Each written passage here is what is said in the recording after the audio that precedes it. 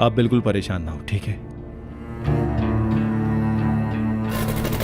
अब मुझे बताओ, मेरे पीछे दीवार जैसा मजबूत भाई है कि नहीं? बताओ मुझे। ये हुई ना बात।